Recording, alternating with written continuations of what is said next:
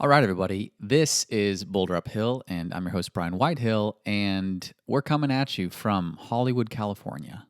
And the birds are chirping, the police helicopters are flying, the neighbors upstairs are tap dancing or something, and the new dog down the hall is barking away. So life is happening on this Sunday late morning that I'm recording this episode.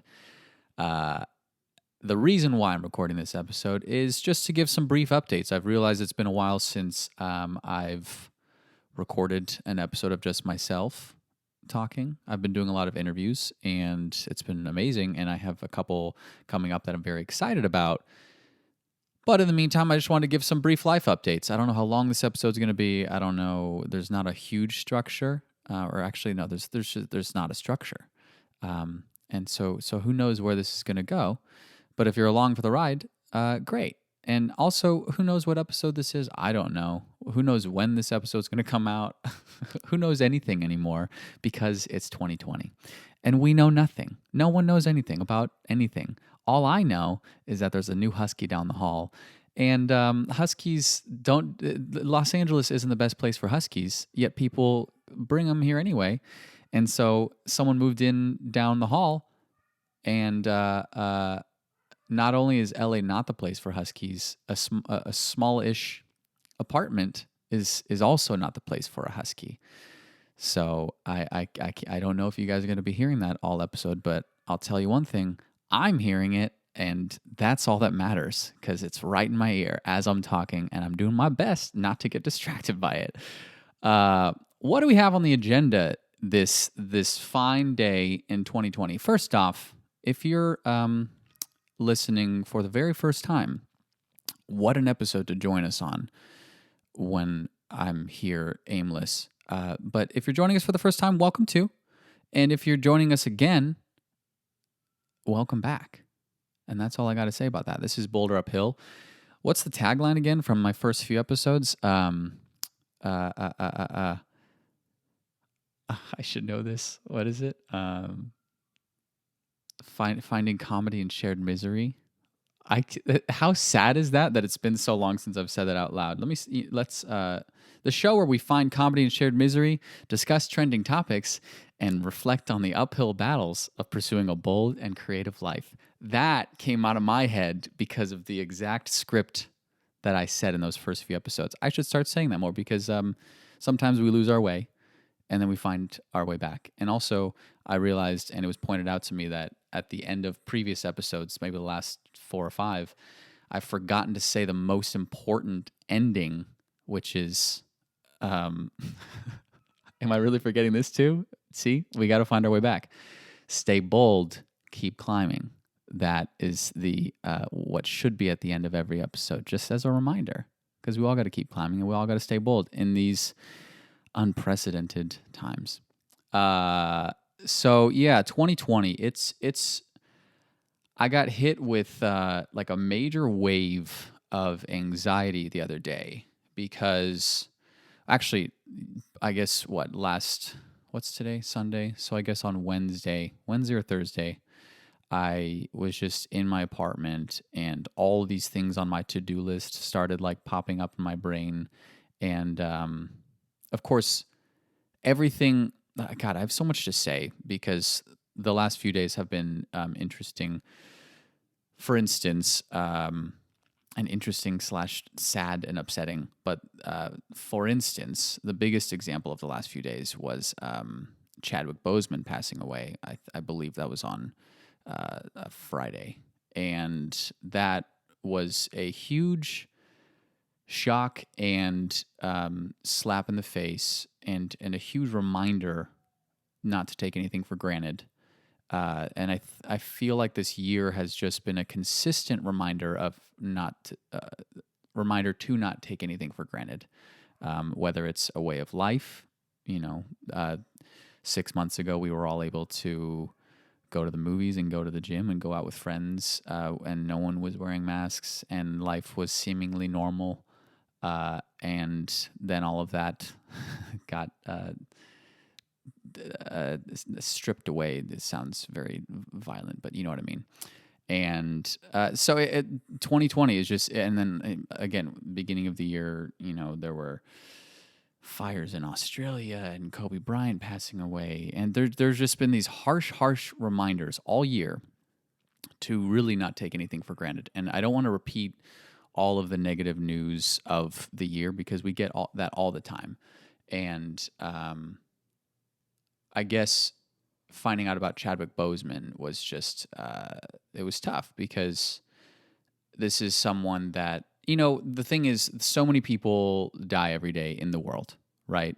And we've gotten so used to just not hearing about it. We don't get updated on the global death count. And when someone prominent passes away who has inspired millions of people, regardless of the industry that they're in, it's always a shock because this is someone that a public figure seems somewhat invincible. You see their face on the big screen or on the TV screen or wherever, and you think that they're invincible. And so when that armor is stripped and you're reminded, it's a humanity check and it's a reality check.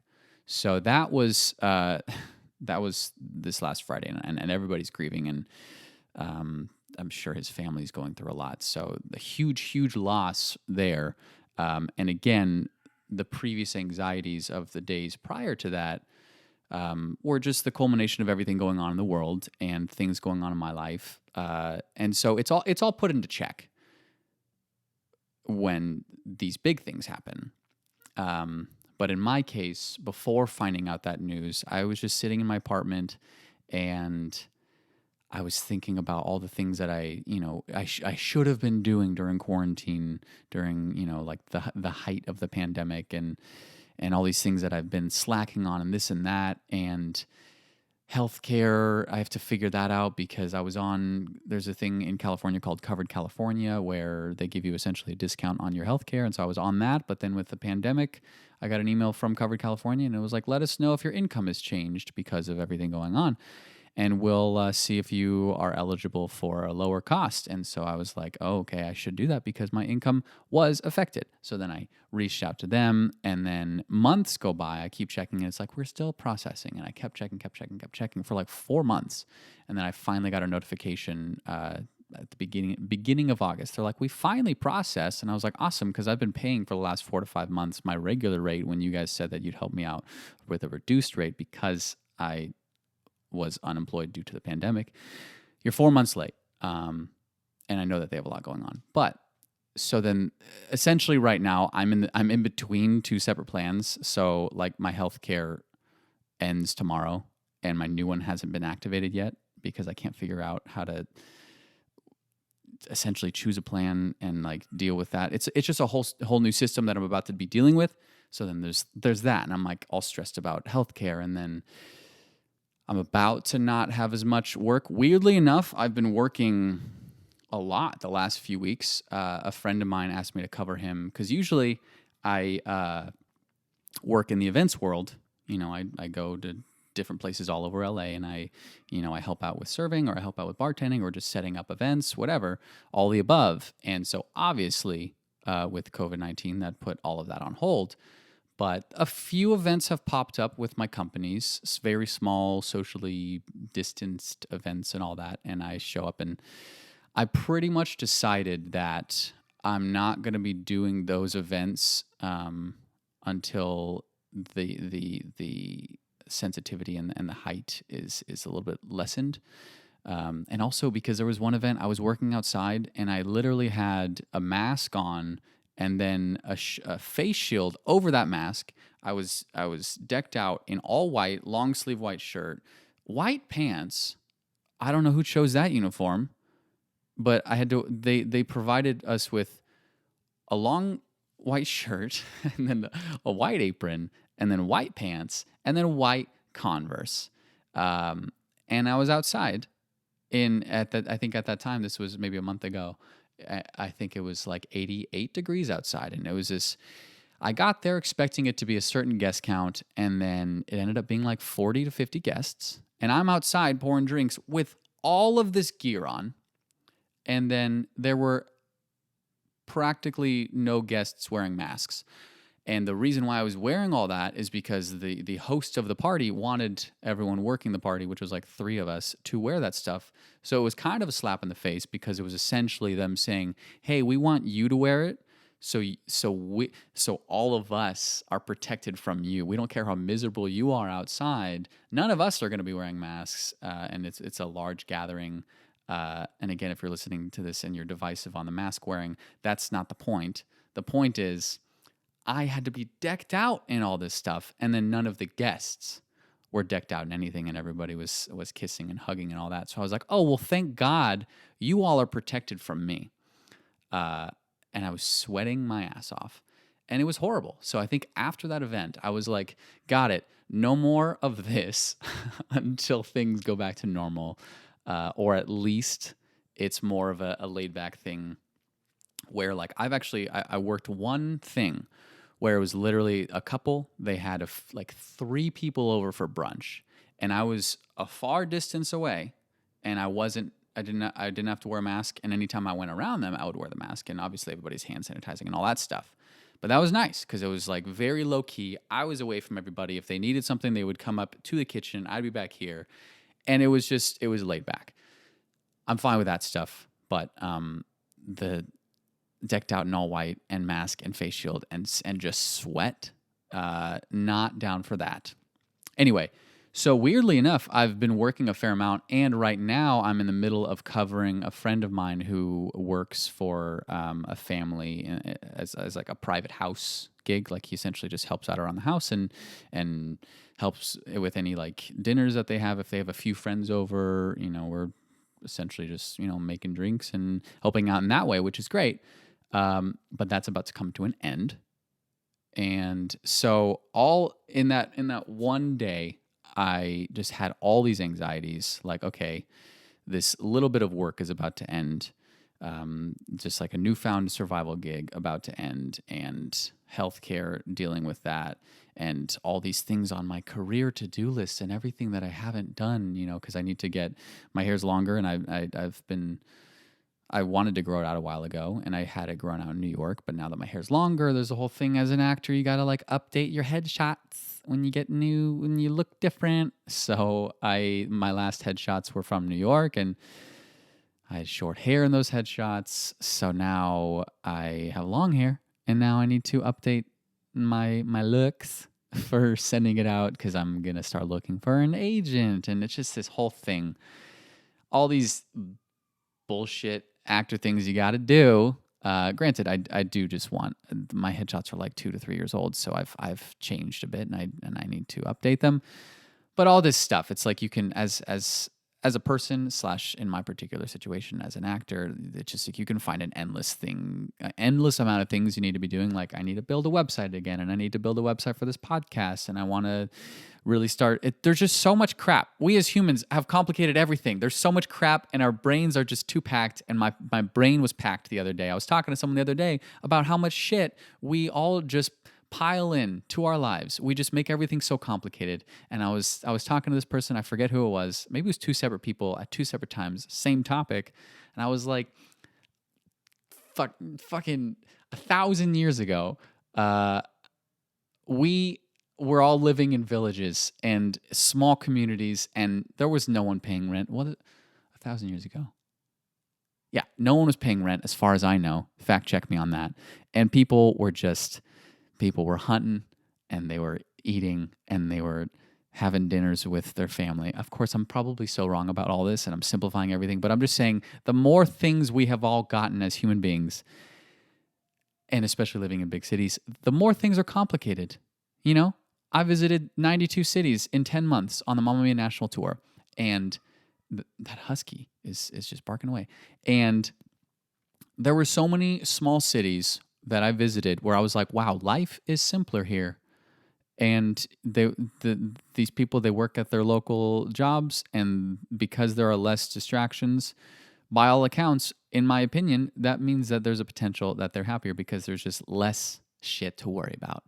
Of course, I say all this, and someone's listening to this podcast in Peru, Illinois, or Bartlesville, Oklahoma, and they're like, actually, I'm worried about a lot of shit, so you're wrong. And that's fine too. That's just my opinion. Anyway, all these things piled into that one day, and I was sitting there like paralyzed in my at my desk, and I was like, "Wow, this sucks." And so it's just a reminder. I had to remind myself that because I've been doing this, and I've there have been other things I've been doing that were not strict to my acting career.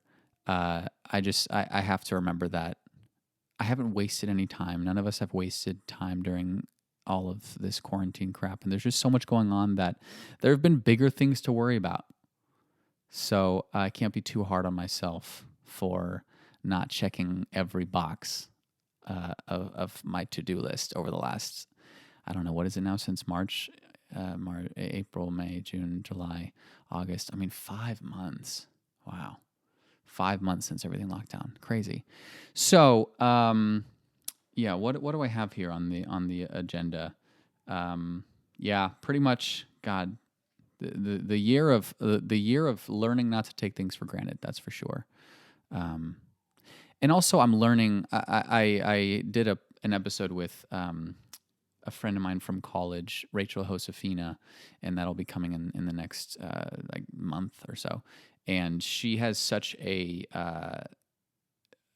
good outlook on life. She spent a lot of time since I knew her. She spent a lot of time on self growth, and like she mentors people with like how to improve the way that you talk to yourself and the way that you view yourself. And talking with her made me realize how much negative self-talk I've just gotten used to. There are days where I'm feeling on top of the world and confident and great, but there are probably more days where just internally I don't believe that what I want for my life is possible. I just go, okay, but why me? All right, I want to make a living acting or connecting with people in this way. But why would that happen for me? I'm just one. I'm one of millions, and that's a really bad way to look at things. So I've just been learning that I get in these like negative self loops, if that makes sense, or I guess what Rachel called them, limiting beliefs. And it's true. We all have those. And so I just, I need to figure out a way to like get out of those. And I've had times in my life where I am 100% out of those. And I think that half of it has to do with the time right now that, it's an isolating time, and I'm missing a lot of my friends in New York, and I was supposed to see them in April, and then that didn't happen. And then they were supposed to come here in August, and then that didn't happen. Because of everything going on. So I feel like I'm a little socially starved, and I know that I always feel better when I'm bouncing ideas and thoughts off of my friends and colleagues and people that I love. And so I think right now I feel very isolated. And so that's kind of leading to all this. Literally, even just the other day, I started playing, there's this game on PlayStation called The Forest. And essentially, it's literally you can play it online with friends. And when you're playing with friends, you literally you land on this island, and you just start building a camp and like chopping down trees and building a camp and like hunting for food and all this stuff. It's like this online survival game. But then come to find out, there are cannibals in the game that live on the island, and it's like this whole supernatural element. So like when you're with friends, you're kind of fighting off the cannibals. Anyway, I've been playing with Cliff from, you guys know him if you listen to that episode, Cliff Sellers from the previous I don't know, episode something from like 2 months ago. Go check it out if you haven't. Cliff and I have started playing that game, and even just we like 3 hours. The times that we play it, we're on it for like 3 hours, and we're just chatting. And he's one of the guys. He's one of my best friends, one of my brothers, and I lived with him in New York, and we haven't gotten to talk as much during everything going on. And so, just spending 3 hours just roaming a virtual forest with Cliff and talking the whole time, / getting scared shitless when cannibals pop out from behind trees and try to kill us. has been really therapeutic, which sounds really weird, but it's true. So that's one of the beauties of technology, I got to say. But yeah, so I think that during this time, it's important to remind ourselves that it's okay to not feel great, and you can't identify with those thoughts. You know, everything going on right now is temporary, and the negative talk that we have right now, or the negative feelings, are temporary, and it's important to remember that. And also, I just have to stop. It's so annoying. For so many people throughout my life have told me that I need to stop getting in my own way. You know, I need to take up more space, and I would agree with that. But it's one of those things that's like, okay, cool, got it. Take up more space. Like, how do you actively do that? And how do you actively stop holding yourself back? It's an ever growing process. It's an ebb and a flow. And like I said, I've had times where I feel great, but it's more just eliminating, instead of why me, it should be why not me. You know, and that sounds really cheesy, but that's just something I need to stop. I need to start adopting in my life, because I count myself out. And Matthew Corzine, my acting coach in New York of Matthew Corzine Studio Theater, and again, I'm going to have him on at some point. Can't wait for that. He would say, stop counting yourself out. Like, don't get in your own way, but also don't count yourself out of the equation. Like, everything you want is possible, but it starts with your belief in it. And it's so funny because we hear that crap all the time. I mean, not crap, but we hear the things all the time of like, just believe in yourself. And it sounds so simple and trivial, but it's true. Like, it really if you don't believe in yourself, and if you don't have that inner confidence, who's gonna have it for you? You can't just go out and hope that you'll be discovered and that someone's gonna be like, I'm giving you the confidence, and because I believe in you, everything's great. No, you need to go out into the world and have it for yourself. And I'm done with the motivational talk, but I'm just saying that's something that I need to start adopting. I need to stop counting myself out. And I will say, it's partially because of online, like social media stuff. I really do get tripped up in the self comparisons, because I see, it's like, even right now I'm looking for a headshot photographer to take some just quick, simple, new shots. And you know, I go and I search on Instagram. I search for photographers, and I see all these pages, and then on those pages there are thousands of photo examples of actors who have gotten their headshots taken with that photographer. And I see all of them, and I go, oh my God, there are so many people trying to do what I'm trying to do. Why would I succeed when there are so many people trying to succeed in this?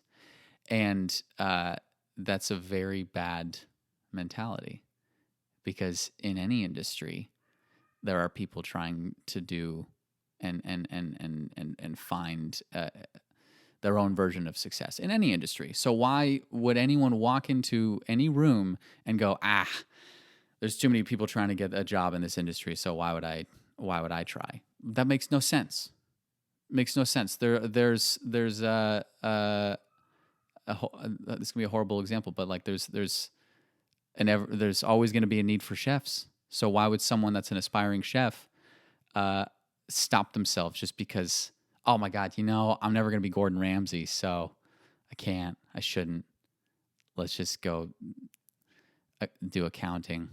Why would you do that? And speaking of, I actually got really inspired the other day, because there was a small thing that I was working, and I met a guy and his wife and their friend, who later on in the night I found out they were all born, or they all went to the same high school that my parents actually went to, and they're from the city that I was born in, and we didn't find that out till later in the night. But I was very inspired because this guy, Luther Chen, and he started this fried chicken company called Luther Bob's. And it's so funny because we heard that this company was coming. We were like, Luther Bob's, interesting. And he showed up and he was nothing like what we expected him to look like. And it was just such a fun night. And the fried chicken was so very good. But turns out he graduated high school like maybe a year after I did. But he was on track. His whole family is I think they're all doctors. And his parents were very upset when I don't know, if maybe not very upset, but they weren't super happy when he told them that he wanted to go to culinary school.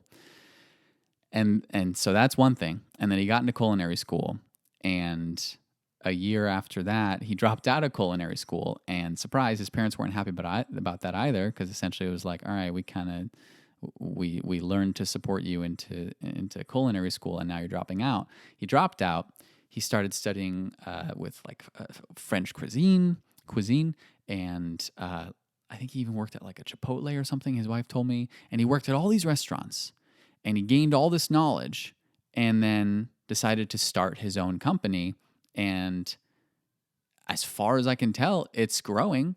It's in the beginning stages, but just seeing someone take maybe I will have Luther on at some point. Maybe that'd be great.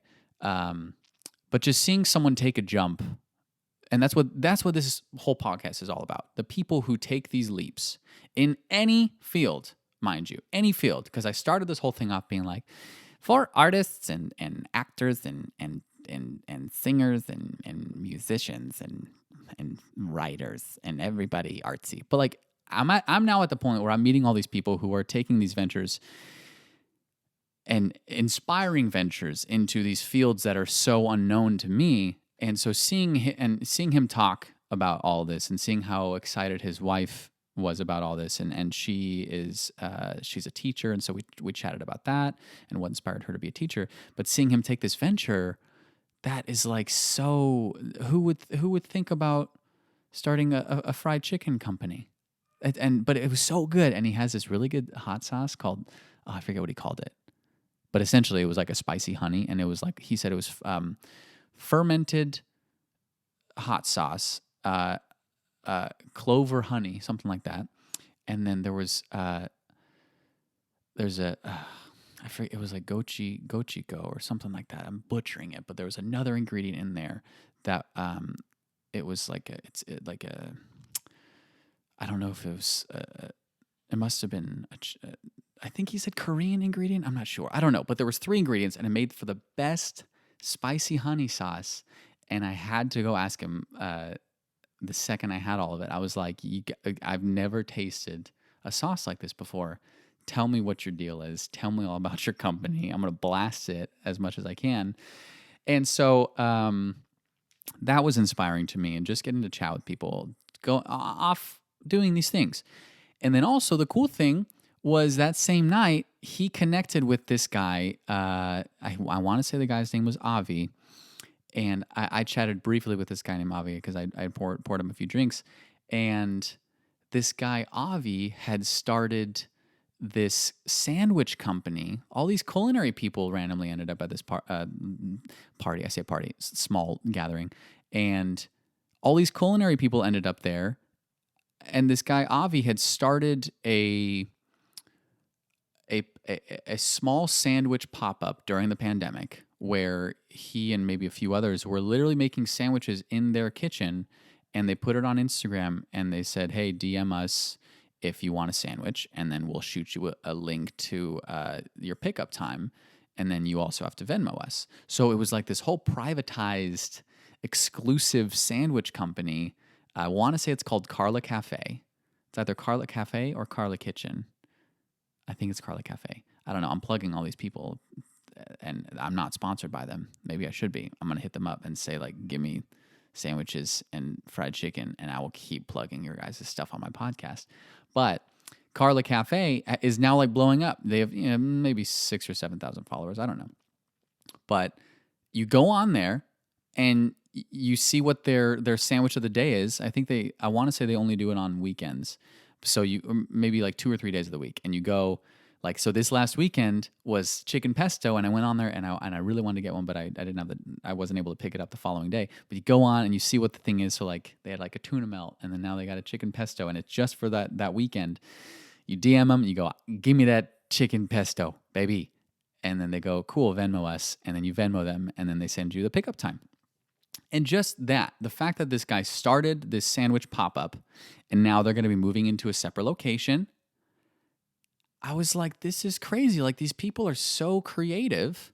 And also watching them network together, because one guy's like, hey, I started this like fried chicken company, blah, blah, blah, blah, blah. And then the other guy's like, no way, I got the sandwich company going on, blah, blah, blah.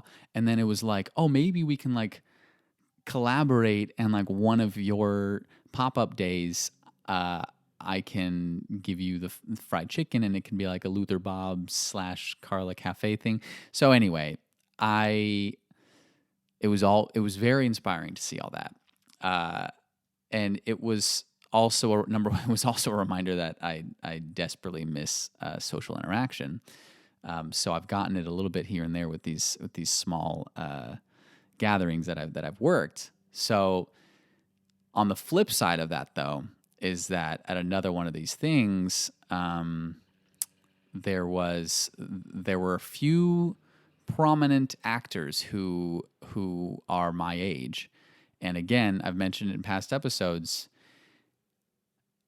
it's difficult for me right now, and it's probably due to a lack of perspective and a lack of experience in Los Angeles and in this industry. But it's difficult for me right now to see someone my age who is very quote unquote successful working in this industry and not compare myself to them, especially when I'm handing them a drink. Because in my head, I go, oh, awesome.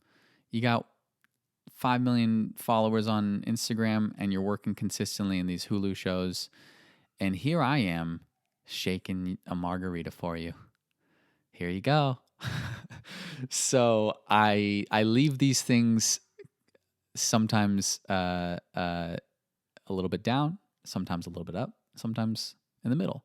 In this case, I left inspired, and also the actors that I met, the quote unquote successful actors. What is success anyway? Who knows? But you know what I mean. So I left that particular one like in the middle, because they were actually really nice, and we had a lot of great conversations, me and these people that were my age. But then also I left being like, very cool.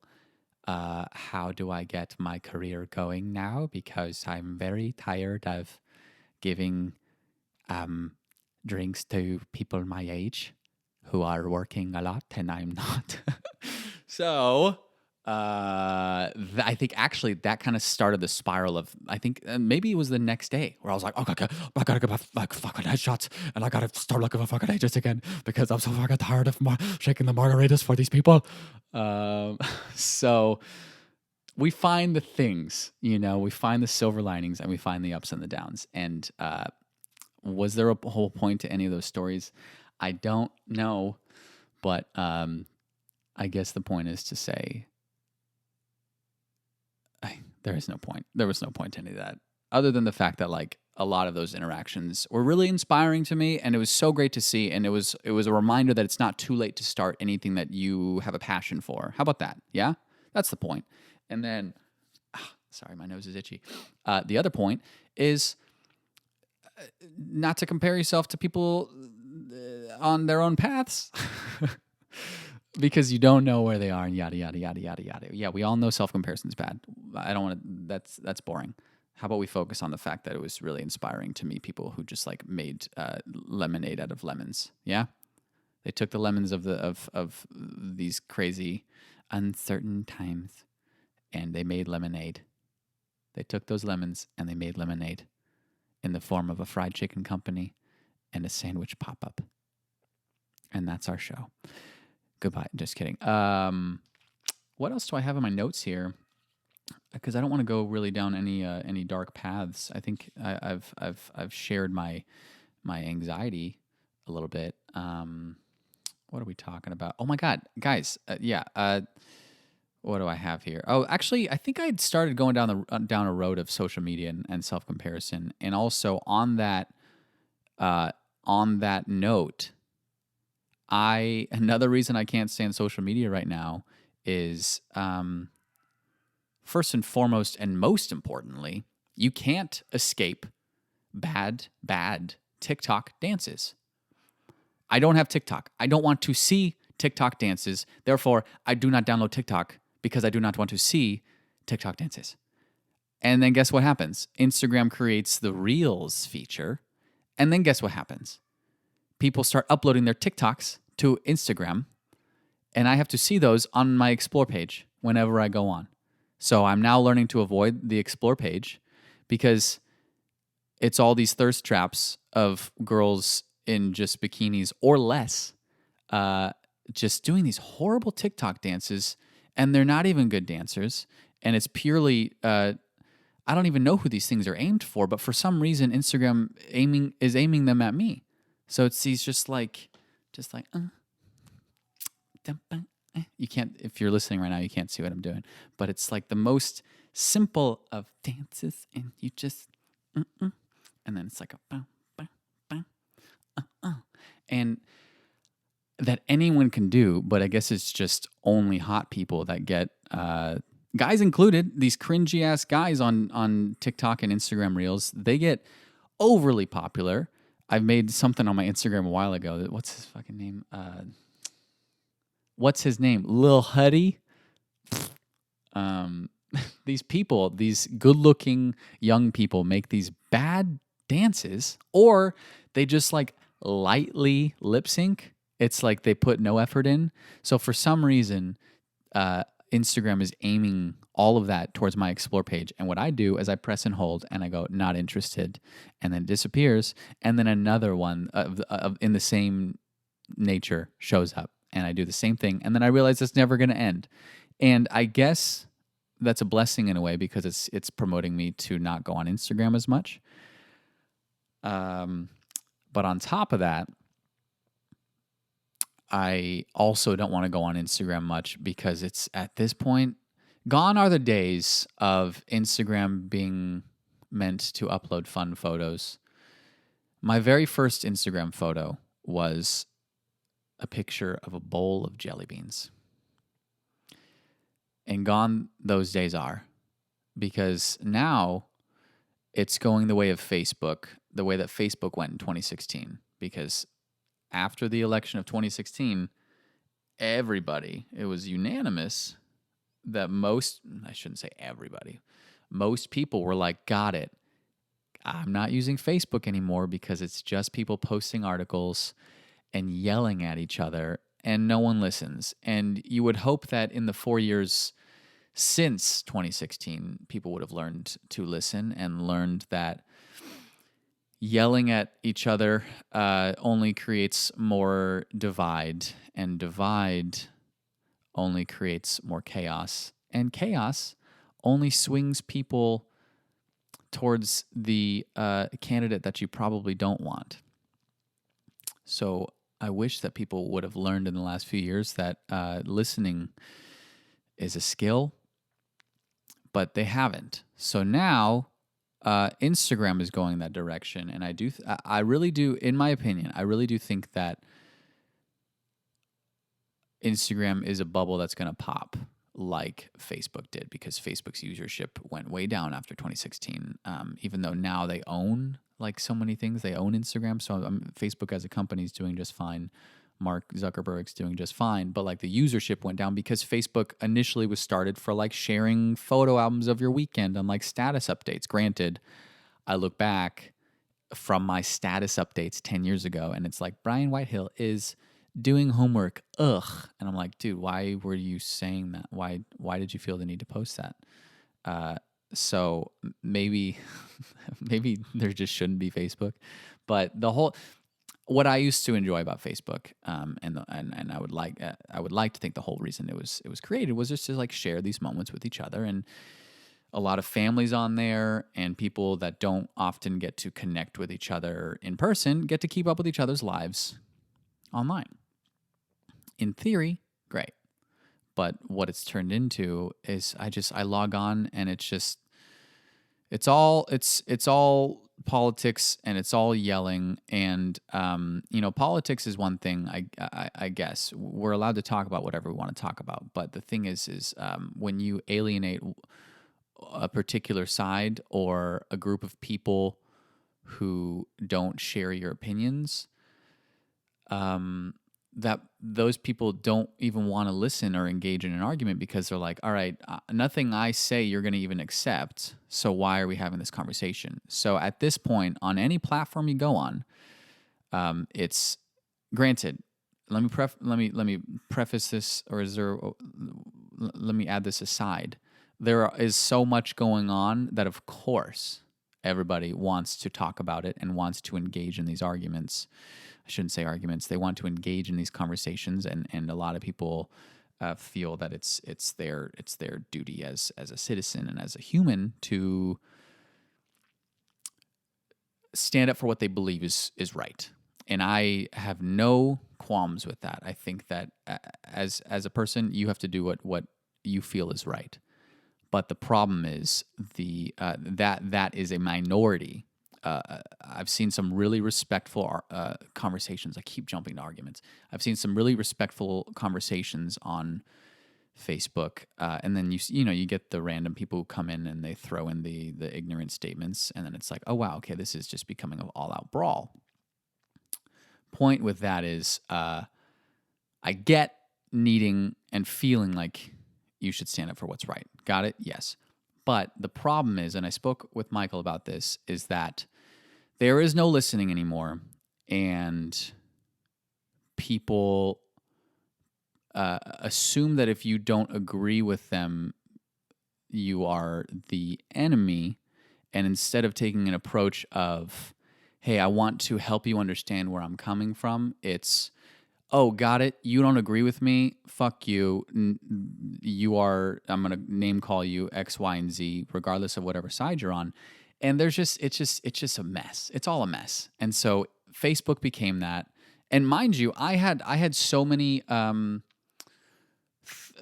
thought patterns and things that I learned when I was growing up, in a conservative bubble, that then moving to New York City, I was like, oh, wow. So I've been only experiencing a small subset of the not only human experience, but the U.S. citizen experience. And it took me living with new people and meeting new people and connecting with people who ended up being some of my best friends for my worldview and my country view to expand, and for me to just start understanding things that I had never understood before.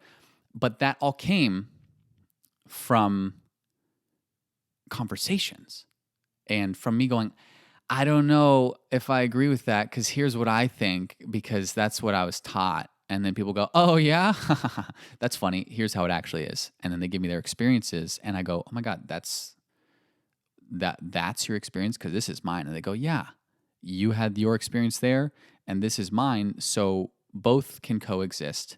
And you need to know these things so you don't go having conversations with people who wouldn't be as respectful to you as I'm being. And of course, I say all this, and I'm really just talking about, in my head, Andre and Cliff, who I had a conversation with on a previous episode, and many other people. But it just in my brain, I just think about late nights sitting with them, and me respectfully saying, I don't know if I agree, and them going, no, I mean, we're not agreeing, so let me try to educate in the sense of me sharing my point of view that can hopefully help expand yours.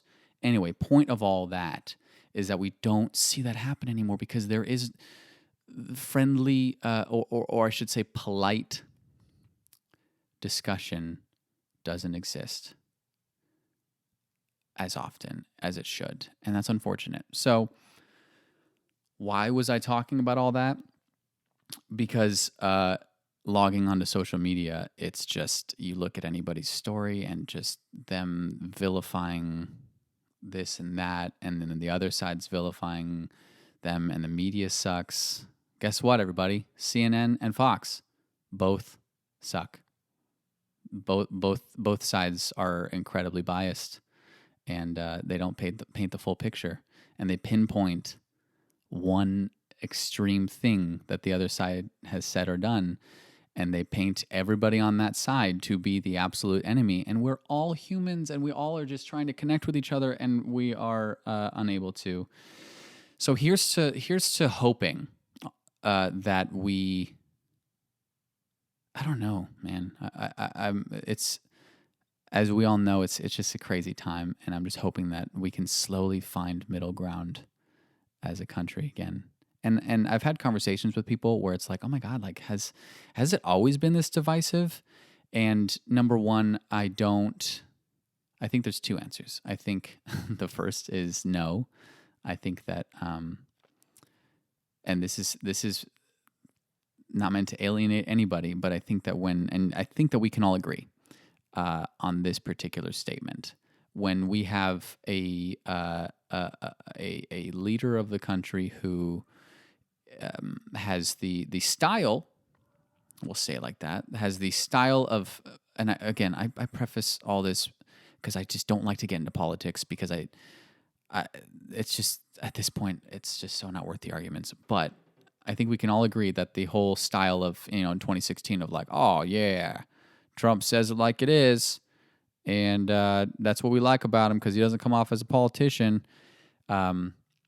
That was, I suppose, refreshing for a lot of people because guess what? Politics suck. And the whole, like, you ask a politician for an answer and they beat around the bush and they never get back to the question / answering it is absurd. So I think that our current president with his bull in a china shop style,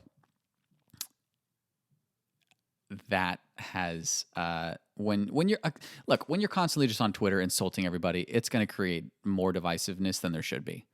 And no, we're also in the era of presidents having social media, which started with Obama with Facebook, and now we're going to have presidents in the future who are active on Twitter.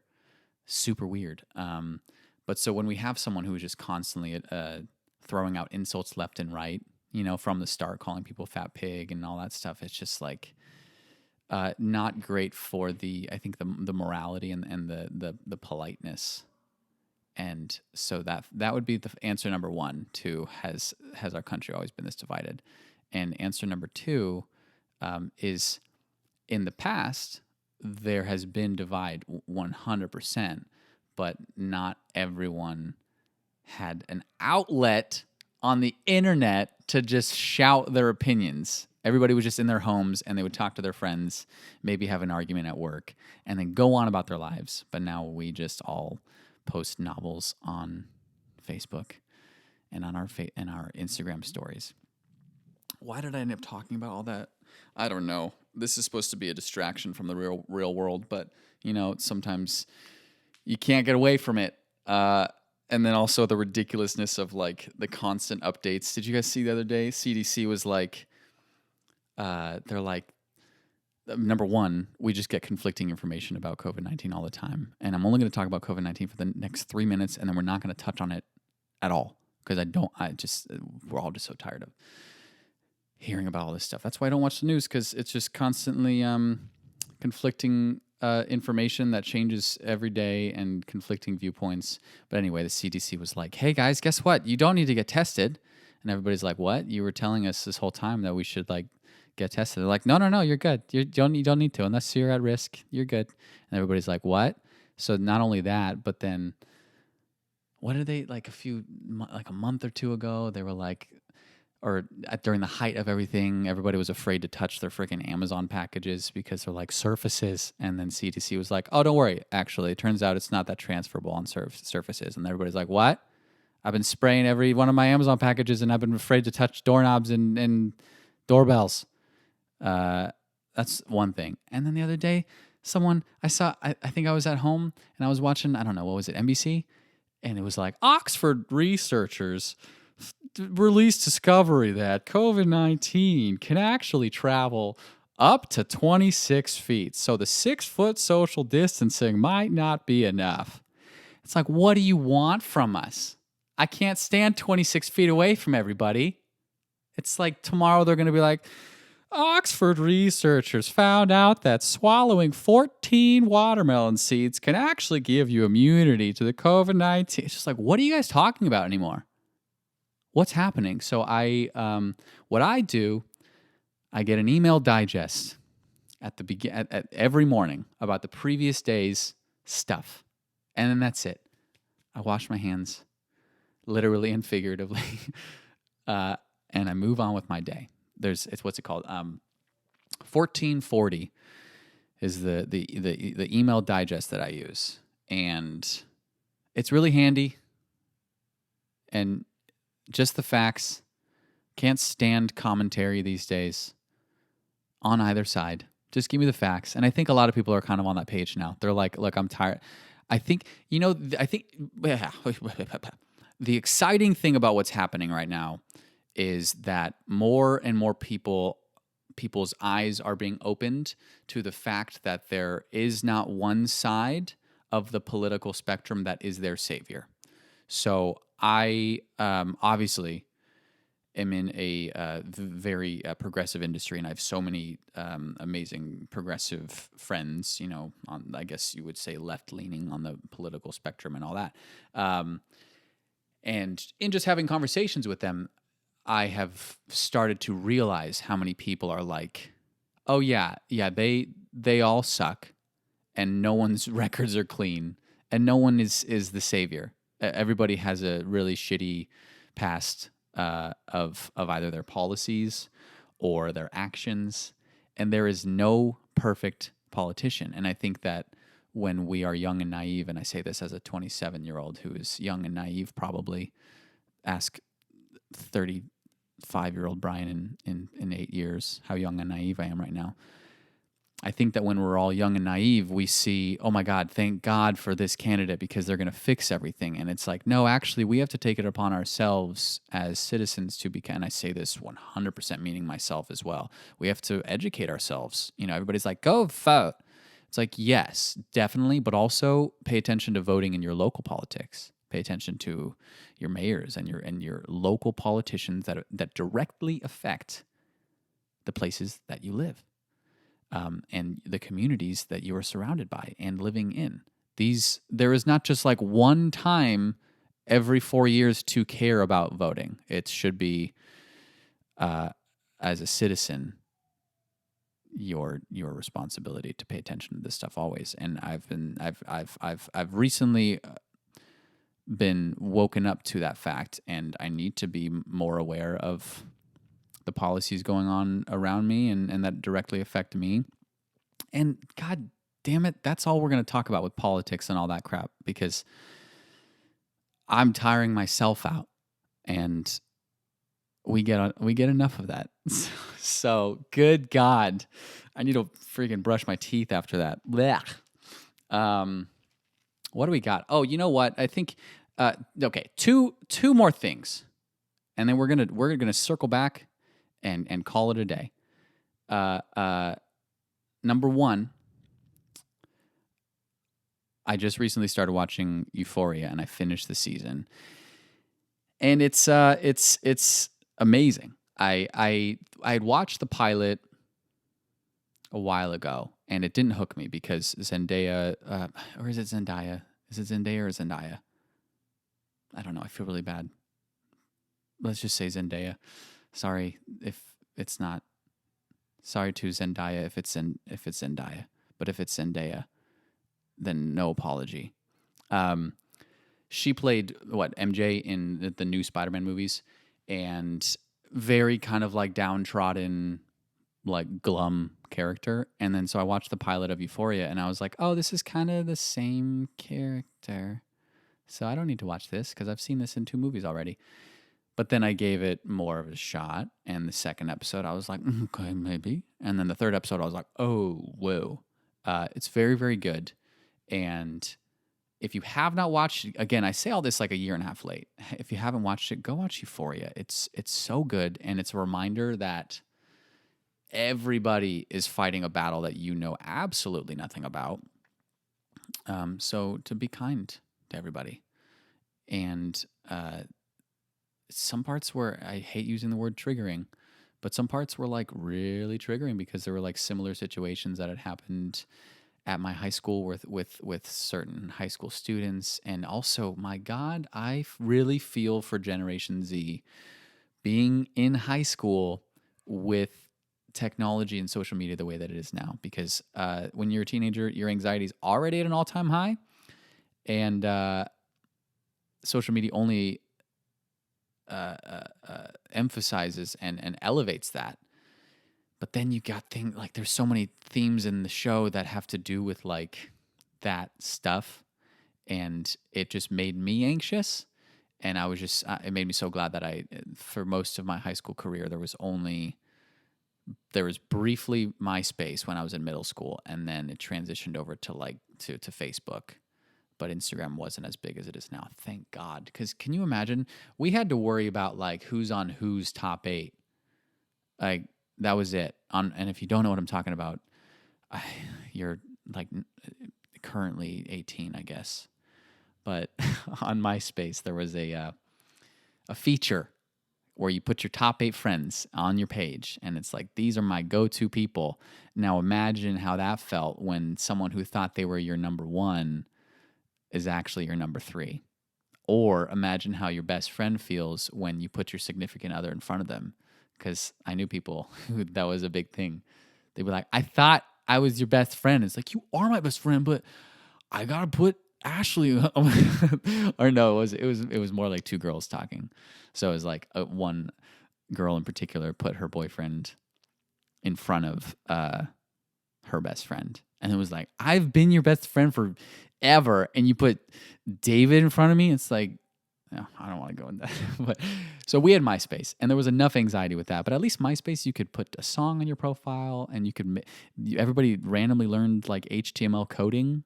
Like we literally learned how to like code websites because of MySpace. We would go onto separate websites, design a page, colors and all, and the whole layout, and then you copy that code and you put it over onto your MySpace page and make it your own. And it was so fun. But that died, and Tom from MySpace sold it off. It still exists, but I think it's mostly for music now. I don't know. And then it transitioned over into Facebook, where the people were using Facebook on their computers because it wasn't prevalent as an app yet. So people would upload their photos to photo albums. And I remember as a I say kid, and I mean kid, because I look back and I'm like, you were a child. But I remember thinking at like 16, I would, log on to Facebook and see people's albums from the weekend, whether like a party that they were at or something. And I remember you feel a little bit left out. You're like, damn, I missed, I'm not going to say any names. I missed their party. And you like scroll through and you see people playing beer pong. And you're like, man, I wasn't even invited. And so now you can literally watch, granted, actually, what avenue do I want to go down with that? Okay, now I have a story about a party. But now with I say kids and I mean kids. Now 16-year-olds can like broadcast a party live. So imagine being like an outcast following like the popular girl in school, and like she's broadcasting live and you're just sitting at home like, man, I wasn't even invited to Jill's party. I'm watching it live. They're having so much fun. Like that wasn't a thing. Kids would go party or whatever. Like there would be social gatherings. Remember those days? And then you'd see the photos like the following week. And so you just feel really insecure and upset the following week about whatever you saw on Facebook. And now you can feel insecure and upset in the moment. And that's the beauty of Instagram. Story time about oh my God, I will never forget. We're going to end on this. I had one more thing I want to touch on, but I don't want to. No time. There was one party that I specifically remember going to in high school, where this is one of those things where like it sticks with you because you're like, you see deep down, you secretly, and I'm the type of person that holds grudges, and I'm learning to release that.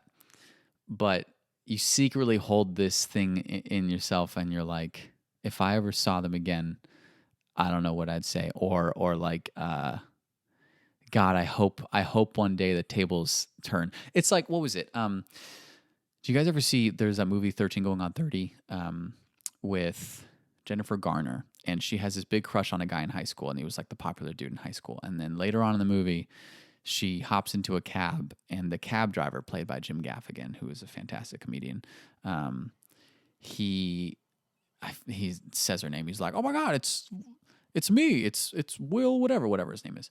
And she's like, "Oh my gosh, I haven't seen." He's like, "Yeah, do you want to go out?"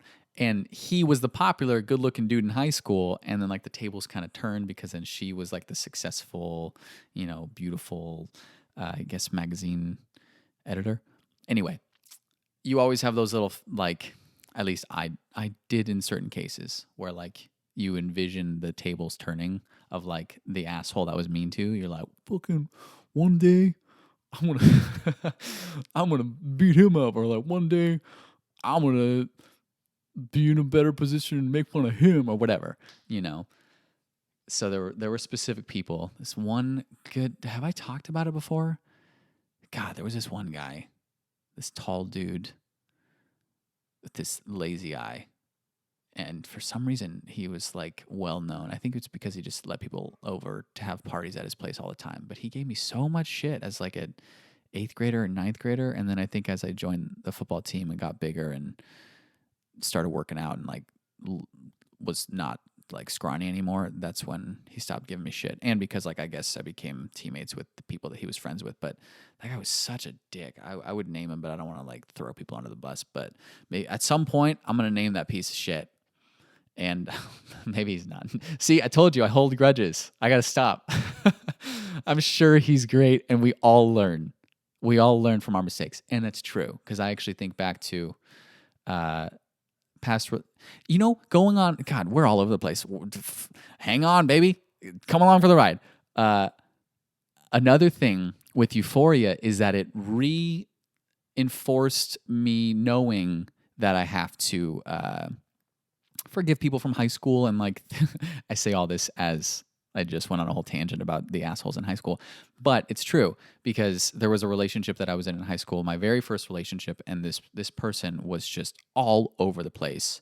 And as my first relationship, I was in like that puppy love stage, and it was very bad. And I was being, you could say mistreated is the word.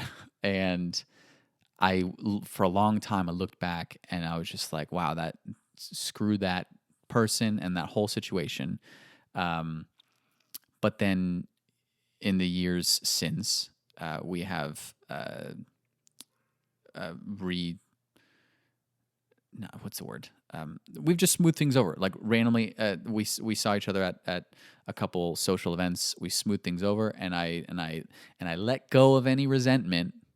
And the show Euphoria, that reinforces the fact that everybody's fighting their own battles and they're acting out on their own traumas in probably not ideal ways to other people and for themselves. I'm able to look back and be like, oh, got it. Okay, so the reason why that person was acting or mistreating me or didn't handle that situation well is honestly more to do with them than it ever was with me. And that's important. That's an important lesson to learn. And this whole thing about high school started with the one story that I was meaning to tell. And there was one time where me and my friend at the time named Braden, we heard about this girl. Whatever. We're gonna call her Carol.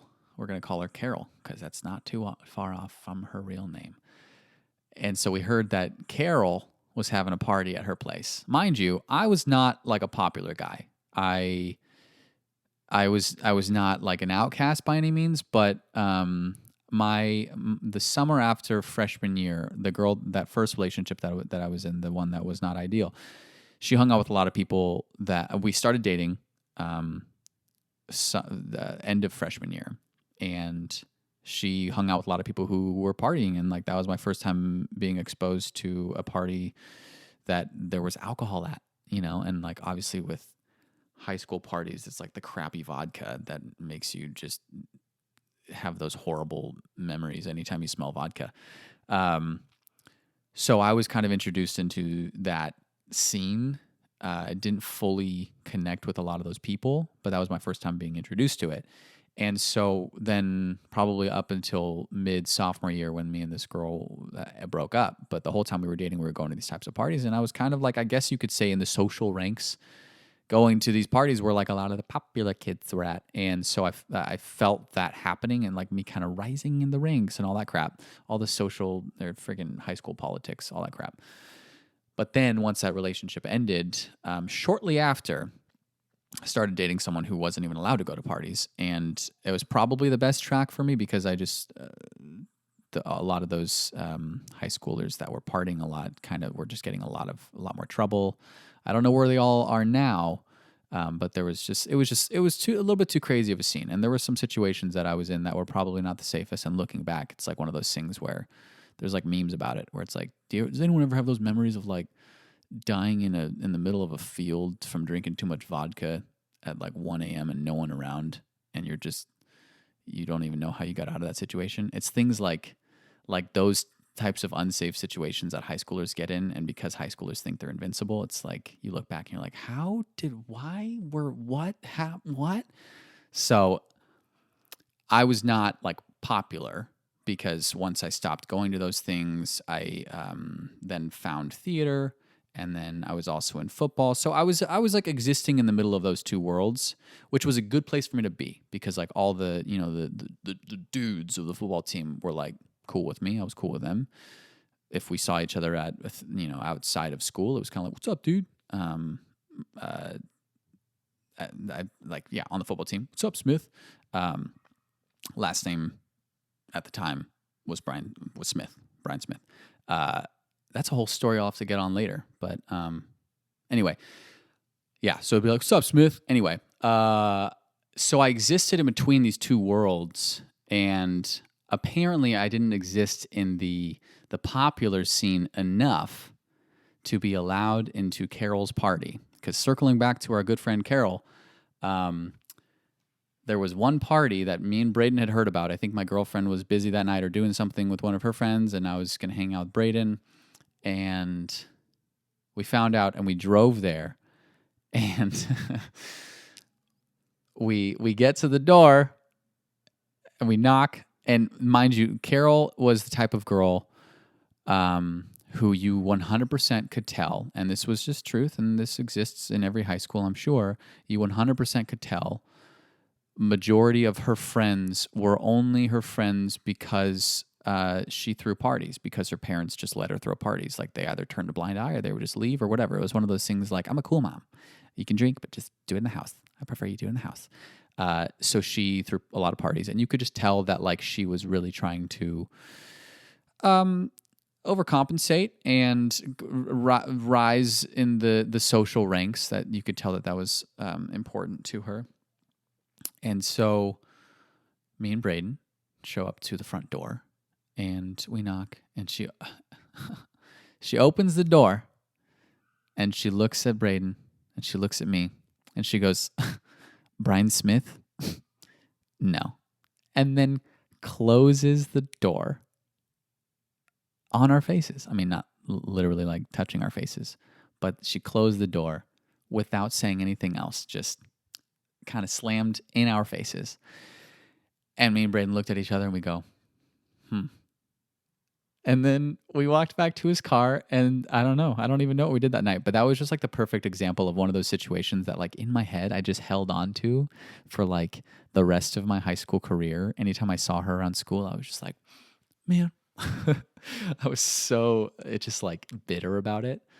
So maybe one day when I call a taxi, she'll be the one driving, like it happened in 13 Going on 30. Moral of the story: don't hold grudges, and watch Euphoria. That's all. Oh God. So look, wow, guys, we got so far in this, and what did we even talk about? Craziness. We're done with the episode. Isn't that nuts? So some brief updates, and then I'm gonna let you guys go back to your days. If you're driving, keep driving safe. If you're inside cooking, I hope it's a good meal. And stay safe, stay healthy, keep doing your thing. And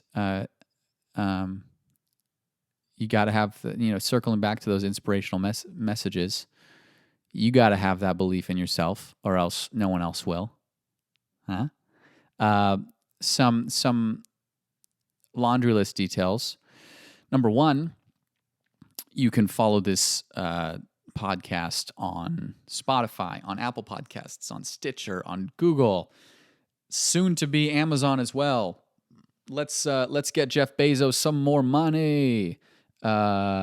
Speaking of, maybe I should tell that on the next pod. No, I mean it's a small enough detail. I almost worked as Jeff Bezos's private bartender for a little over a week.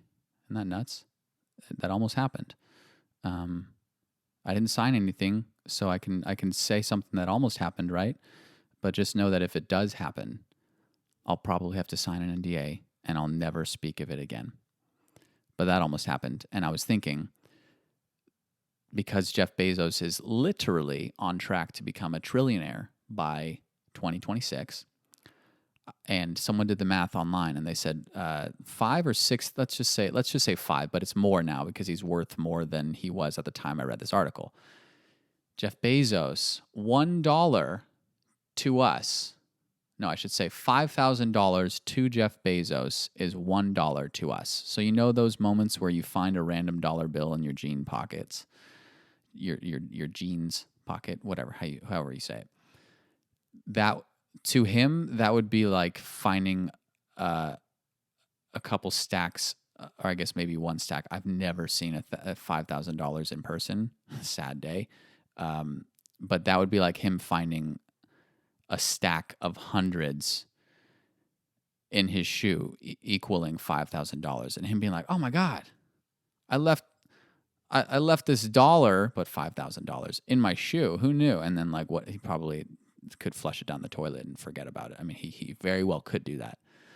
So I was thinking, if I ever was his private bartender, sometimes you get tipped, and at past jobs, I've gotten tipped, a couple $100 before. And I was thinking I haven't done the math on this, and I probably won't, because this would just never happen. But in Jeff Bezos currency, what like a $200 tip would be to the what is it, the transference of that, what is it called, the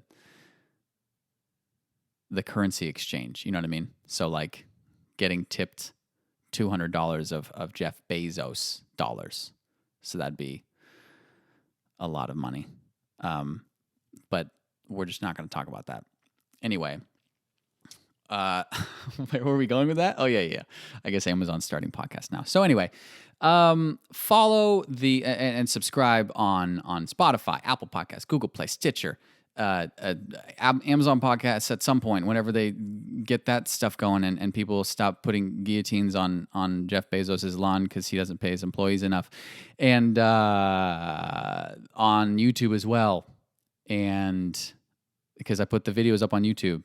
And specifically go rate and review this, because the ratings kind of bring this thing up in the Apple algorithms. And then so we got some exciting interviews coming up. We got Will Greenberg, who is a cinematographer. Very, very excited for you guys to listen to that one. He is an amazing human and an incredibly talented director of photography who is very passionate about what he does, very good at what he does, and I know firsthand because I've worked with him. And he's got a lot of knowledge to drop and a lot of experience to share about his time in the military and his time as a director of photography. And then following that, we have, or who knows what order it will be in. We also have coming up an episode with Rachel Josefina, a friend from college who I had not seen in like 5 years, and she is a dancer, she is a singer, she's an actor, and she has she built her business called Mindset in the Making, And we talk all about what that means in that episode. So I will let you guys all go back to your day. And that's all we got for you today. So with all of that being said, I will see you guys in the next episode. Thank you so much for listening. And most importantly, stay bold and keep climbing.